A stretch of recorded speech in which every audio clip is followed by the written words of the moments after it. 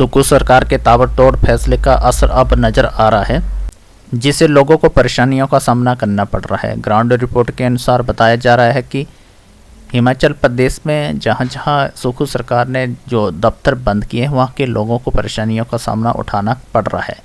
लोगों का कहना है कि 2 दिन के काम को अब 1 से महीने से ज़्यादा टाइम लग रहा है। बहुत ही दिक्कतों का सामना करना पड़ रहा है।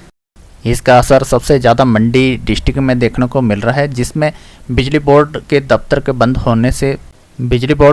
बंद होने से 2 दिन का काम को लग रहा है महीना। बग्गी की जनता को जाना पड़ रहा है गोहर, चालचौक वाले जा रहे हैं सुंदरनगर, रिवाल्सर के लोग जा रहे हैं मंडी के चक्कर काटने पे मजबूर हो रहे हैं। सुकू सरकार के आते ही कार्यालयों को बंद करने की मुहिम में जब लोगों को मुसीबत बन गई है।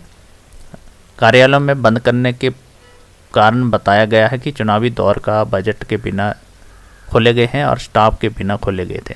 सियासी रोटियां सेकने के लिए कार्यालय खोले गए थे और उन्हीं कार्यालयों को बंद कर दिया गया था। लेकिन नेरचौक रत्ती में खोले गए बिजली दफ्तर के कार्यालय को ग्राउंड रिपोर्ट ली गई है और कुछ तस्वीरें अलग ही नज़र आ रही हैं।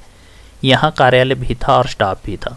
इस कार्यालय में लोगों के काम भी हो रहे थे। इस कार्यालय में 4 माह तक पूरी तरह से काम हुआ। कार्यालय के खुलने के बाद बल, सुंदरनगर और नाचन विधानसभा के क्षेत्रों में आने नए ट्रांसफार्मर, उपभोक्ताओं की शिकायत का निवारण और बिजली संबंधी सेवा का काम शुरू हुआ था। अब रिवाल्सर से बग्गी तक के लोगों को छोटे मोटे काम के लिए 20 से 30 किलोमीटर का सफ़र करना पड़ रहा है।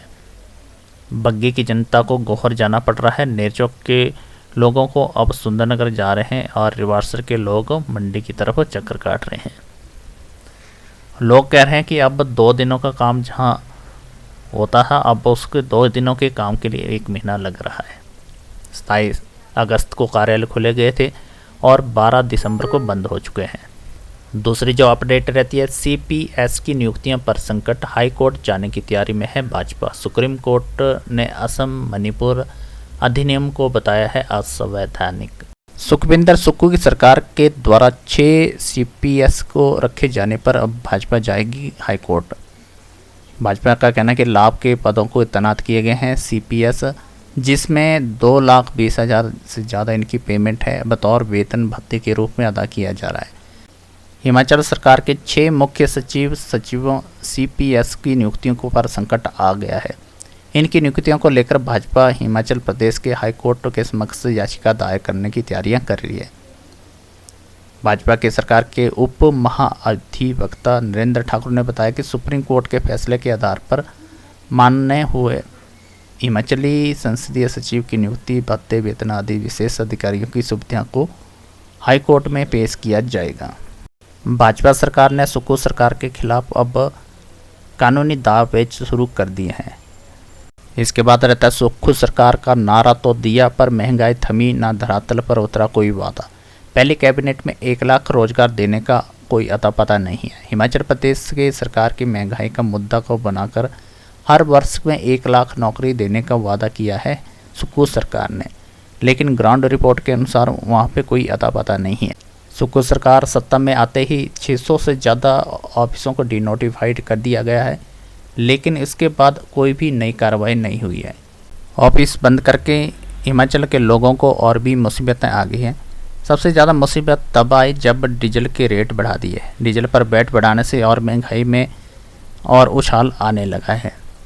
जिस मनरेगा को कांग्रेस UPA सरकार की योजना बनाकर इतराती रही, उसमें भी गरीबों को रोजगार नहीं मिल रहा है और लोग विरोध के लिए सड़कों पर उतर आए हैं। कांग्रेस सरकार ने अपनी पहली गारंटी को पुरानी पेंशन OPS को लागू करने में इतना वक्त लगा दिया है, इसको तो तत्काल ही लागू कर देना चाहिए था। हाल ही में जो कर्मचारी रिटायरमेंट ले चुके हैं, अब उनको उम्मीद है कि कब तक पेंशन आएगी, लेकिन ऐसा लग रहा है कि जो उनकी उम्मीद है अभी थोड़ा वक्त लगेगा उनकी उम्मीद को पूरा करने के लिए।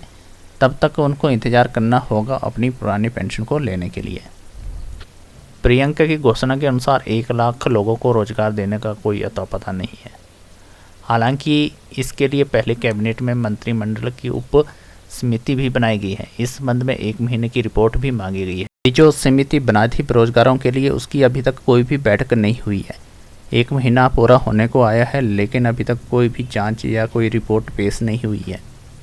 जब से हिमाचल प्रदेश में सुखविंदर सुक्खू की सरकार बनी है तो हिमाचल प्रदेश में मुख्यमंत्री बहुत ही कम दिन तक रहे हैं। कभी दिल्ली, कभी शिमला, कभी भारत जोड़ो यात्रा में शामिल होने के लिए उनके पास हिमाचल प्रदेश के कार्यों के लिए टाइम नहीं लग रहा है।